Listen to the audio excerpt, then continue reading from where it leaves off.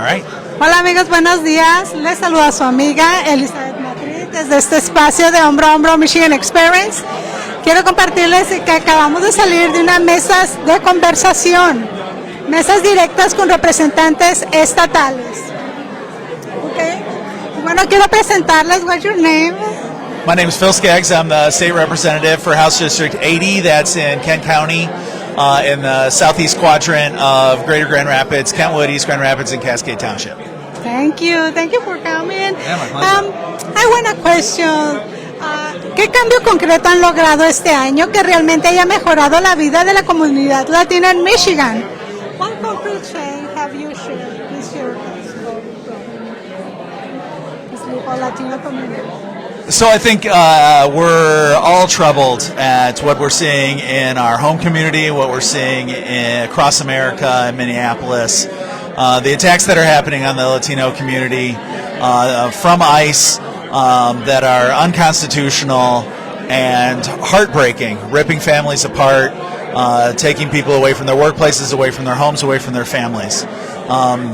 This is a federal issue. It's very hard for us here at the state to have a profound impact on it.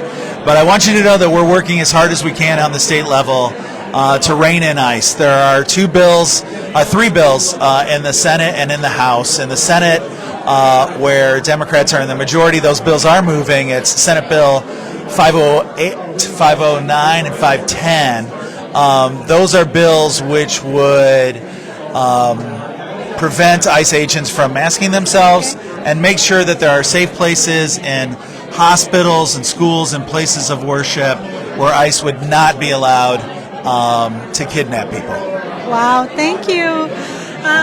¿Qué están haciendo específicamente para asegurar mejor educación, más oportunidades para los jóvenes latinos?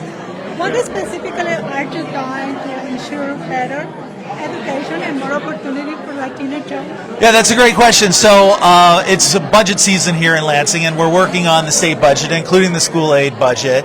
There may be a new kind of formula in this new school aid budget, a weighted formula. What we're going to make sure is that there's more stable funding for schools and that the funding for English language learners, for at-risk students experiencing poverty, is at historically high levels, so that our school districts can make sure that they're educating all of our children and making sure that students coming in who may be less proficient at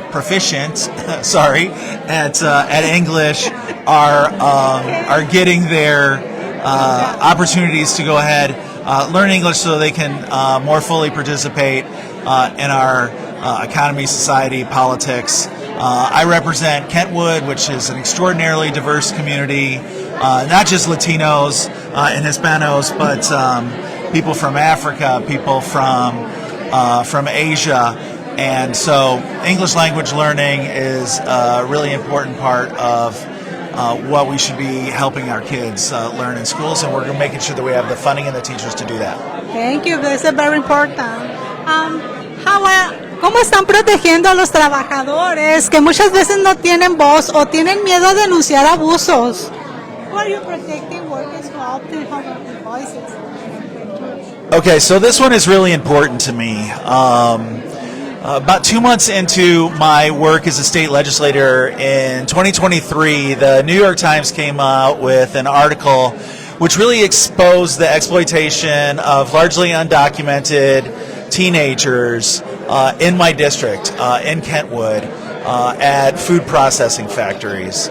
I immediately got to work, contacted some of my friends at the Department of Labor and Economic Opportunity, and we came up with a plan to support our teenagers who are in the workforce, both documented and undocumented.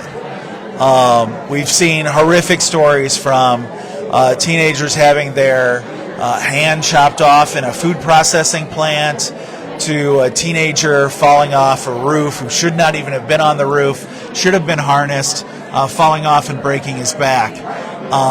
It's heartbreaking, and I'm really excited that we were successful in getting additional funding for enforcement of our child labor laws and creating a brand new system which will be in place in October which instead of the outdated system where in order to get a work permit, a teenager would go through their high school, which made sense back in the day before the internet, but now we'll have an app.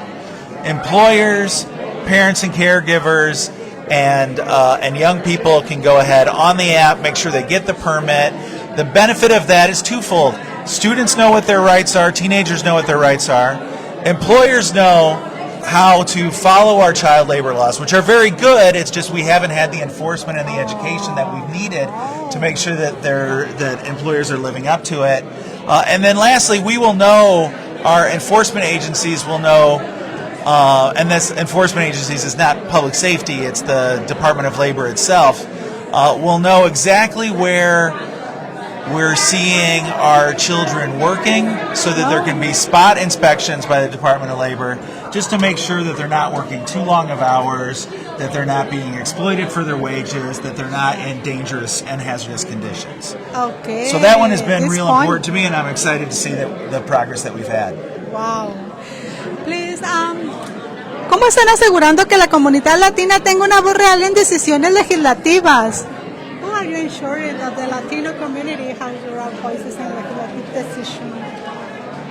Well, we have, you know, obviously in Grand Rapids, where I am from, an extraordinarily vibrant set of Latino organizations. When we had the Democratic trifecta in the 2023 budget, one of the things that we were extraordinarily pleased to do was lend our support to the Hispanic Center to build their facility, which is nearing completion. So excited about that.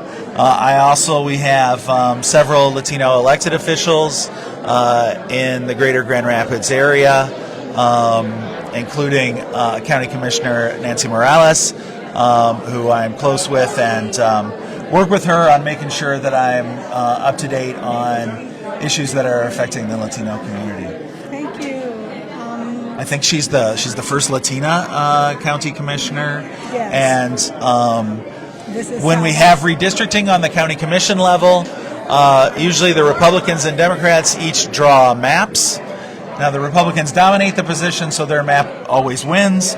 But I was proud to say that the map that we draw back when I was on the county commission in 2020 and 2021 built that Hispanic district on the county commission. Yeah. Okay. So that finally we would have majority Latino districts that would elect the first Latino county commissioner. Thank you, sir. And finish.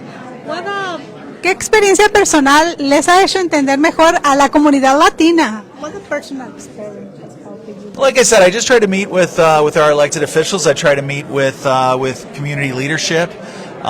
Just last week was at a dinner. Sorry, my Spanish is okay. relatively non-existent, but it was at the table, and it was the Hispanic Center dinner for their new capital program. So able to go there, make sure have good relations with the Hispanic Chamber of Commerce, with the Hispanic Center, with their leadership, so that I'm better informed about the things that the Latino community needs in West Michigan. Thank you so much. Y miren, ¿qué pasa realmente en las mesas? En las mesas ocurre algo muy importante. No hay discursos largos, no hay protocolo formal rígido y hay conversación directa. La comunidad puede decir cosas como, en mi comunidad está pasando esto, y el legislador nos ayuda a responder de forma clara. Los dejo, amigos. Les saluda a su amiga Elizabeth Madrid.